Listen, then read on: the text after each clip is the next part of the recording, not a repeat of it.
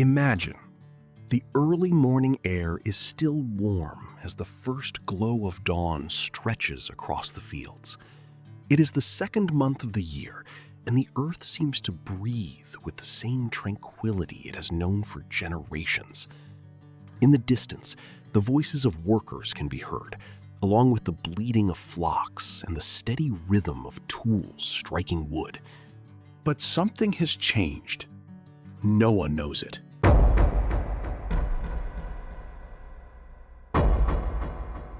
He is 600 years old. His hands bear the marks of decades of labor.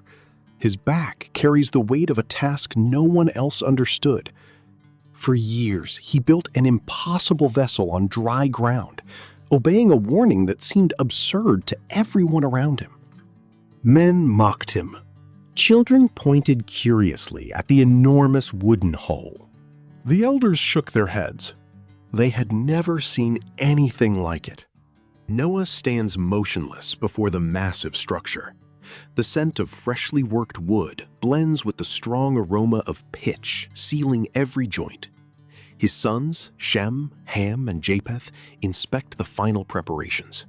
Their wives organize the provisions. Greens, dried fruits, stored water. Everything has been carefully arranged. Then something impossible happens. From different corners of the known world, the animals begin to arrive. Noah watches in silence. Elephants move forward with heavy steps. Nervous deer lift their ears at the slightest sound. Birds circle above the ark before descending in orderly fashion. The distant roars of great predators blend with the constant murmur of hundreds of creatures. How could anyone explain it? The very neighbors who had ridiculed Noah for years now watch the scene in confusion. Yet, even in the face of a miracle, many choose to ignore the warning. When the last animal enters the ark, the atmosphere changes. The sky, which had remained clear until then, slowly begins to fill with dark clouds. Noah takes a deep breath. It is time. The interior of the ark is immense. 3 levels connected by ramps and narrow passageways, compartments designated for different species, piles of food carefully stored away. The scent of dry hay fills the air. It is not a comfortable place. It is functional. Light enters only through the openings near the roof. The sounds of hundreds of animals create a constant hum that never fully disappears. Then something extraordinary happens. The door of the ark closes. It is not Noah who moves it. The massive structure is sealed from the outside. For the first time in a very long while, the patriarch feels the full weight of uncertainty. What now? The first drops strike the exterior gently.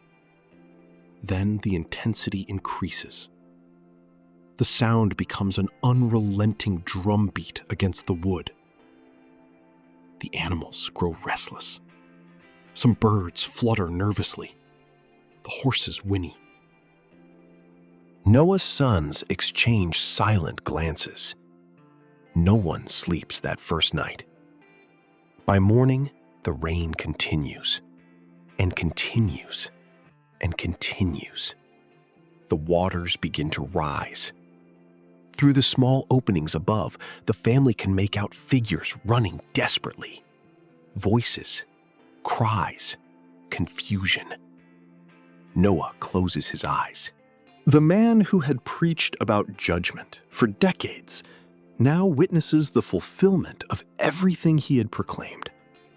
There is no joy on his face, only sorrow. The rain does not cease. As the days pass, the routine inside the ark becomes exhausting. Some animals must be fed several times a day. Others require space. The tasks seem endless. Shem carries buckets of water. Ham organizes the supplies. Japheth cleans the compartments. Their wives prepare simple meals made from grains and preserved fruits. Noah oversees everything. The smell inside the ark changes constantly. Wet wood, straw, animals, aromatic oils used to reduce unpleasant odors. Survival demands discipline. But there is an even greater challenge: waiting. The outside world has disappeared. The familiar landscapes are gone. There are no fields, no cities, only water. A silent vastness stretching endlessly in every direction. During the nights, Noah remains awake. He listens to the creaking of the structure as the currents strike the hull. He thinks of the generations that came before. He remembers the faces of those who ignored the warnings, and he turns his thoughts toward God. How long will this last? When will it end? The days pass slowly. Outside the ark, the waters cover the mountains. Inside the ark, life goes on. The family shares simple meals: bread made from stored grain, dried fruit, carefully rationed water. They speak in quiet voices. They recall stories from the past. They strive to keep hope alive. Noah looks at his sons and realizes that they represent the future of humanity. An entire civilization now depends on 8 people. The weight of that reality is almost unbearable. Yet there is also a promise. God had spoken, and Noah had chosen to trust. The 40 days continue. The sound of rain becomes part of the environment. At times, it seems deafening. At others, merely a distant whisper. Some animals adapt quickly. Others show obvious signs of stress. The great felines remain restless. Birds constantly seek higher places to perch. The sheep huddle close together. Living side by side requires patience. Noah understands that obedience is rarely easy. It does not always bring immediate comfort, but it can preserve life. Finally, after 40 days, the rain stops. The silence is unsettling. For the first time in weeks, the sound of falling water disappears. No one speaks. The family remains still, listening, waiting. The ark continues to float, still surrounded by an endless ocean. But something has changed. The storm is over. Noah offers a silent prayer. He does not know every detail of the future. He has no idea how much longer they will remain inside the ark. He does not know what the new world awaiting them will look like. But he knows one thing: they are not alone. Faith had not prevented the storm. It had enabled them to endure it.